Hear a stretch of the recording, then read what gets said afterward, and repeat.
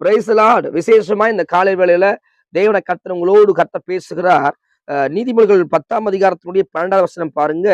பகை விரோதங்களை எழுப்பும், அன்பு சகல பாவங்களை மூடும். தேவனுடைய பிள்ளைகளே, நான் சொல்லுகிற இந்த செய்தி கேட்கிற உங்க வாழ்க்கையில வாக்குத்த வார்த்தை வருமா நீங்க எதிர்பார்த்துட்டு இருக்கலாம். அந்த காலை வேளை என்னோடு ஆண்டவர் என்ன பேசுவான்னு நீங்க எதிர்பார்த்து கொண்டிருக்கலாம்.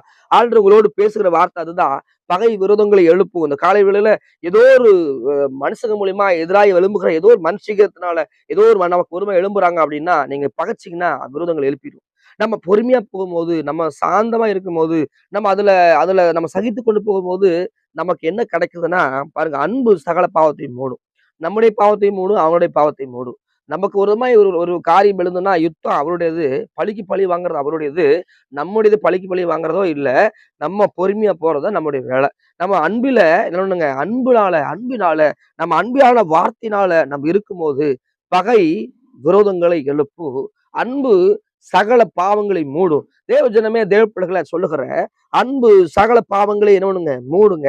நம்ம தேவ சமூகத்துல இருக்கிற பிள்ளைகளா இருக்கிற நமக்குள்ள கல்வாரி சிலுவையில ஜீவனை கொடுக்கும் போது ஆண்டவர் சொல்றாரு, பாருங்க, பிதாவே இவர்களை மன்னிங்க, இவர் என்ன செய்யறாங்கன்னு அவங்களுக்கு தெரியாம செய்யறாங்கன்னு அவனை பேசுகிறது சொல்றாரு. அந்த வார்த்தை எனக்கு விபத்தா இருந்தது. தெரியாம அவன் அடிக்கிறான்.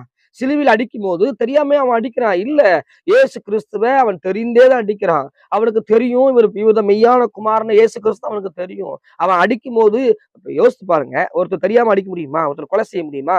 ஆனா அன்னைக்கு இருந்த ரோமராட்சியில தீர்ப்பு தப்பான தீர்ப்பா இருந்தாலும், ஏன்னா ஒரு குற்றம் அறியாதவர் நான் தெரிஞ்சுமே நாங்க கையை கழுவி அவரை ஒப்பு கொடுத்துட்டு நமக்காக ஒப்பு கொடுத்துட்டாங்க. ஆனா அவன் அடிக்கப்படும் போது ஆண்டு சொல்ற வார்த்தை பாருங்க, ஆண்டவரே பிதாவே இவர்களை மன்னிங்க, அவன் அறியாம செய்யறான். அதான் சொல்லுகிற இயேசு கிறிஸ்துவ சுபாவம் என்னன்னா, அன்பு சகல பாவங்களையும் என்ன பண்ணுங்க, சகல பாவங்களையும் மூடும். இந்த காலை வேளையில ஏதோ ஒரு மைண்ட்ல இவங்க பண்ணிட்டாங்க, அது பண்ணிட்டாங்க, என்னை ரொம்ப கஷ்டப்படுத்திட்டாங்க, என்னால தாங்கவே முடியலன்னு சொல்லி கலங்கி இருக்கிறீங்களா? சும்மா இருங்க. யுத்தம் அவருடையது. நீ யாரையும் பகைக்க வேண்டாம். யாருக்கு வருமா நீங்க போக வேண்டாம். நீங்க அன்பினால் இருங்க. அவங்க பாவம், நம்ம பாவம் எல்லாம் மூடப்பட்டுரும். அப்போ மூடப்பட்டுட்டா அதுல என்ன உண்டாகுன்னா, தேவன் அது கிருபை உண்டாக்குவார். அதுல நன்மை உண்டாக்குவார். இன்னைக்கு நிறைய இடங்கள்ல பெற்ற பிள்ளைகள் அவமானத்தை கொண்டு வர்றாங்க.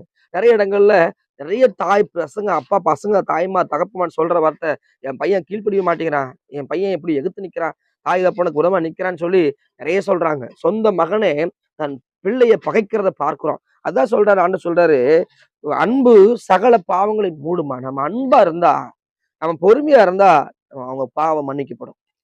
அவர் பாவங்களை மன்னிக்கப்படும். தேவனை கர்த்தருடைய சமூகத்துல வருகிற இந்த காலை வேளையில உங்களுக்குள்ள பகையான உணர்வோடு, எரிச்சலான உணர்வோடு இருக்கிறீங்கன்னா, உங்களோடு தான் ஆண்டு பேசுகிறார்.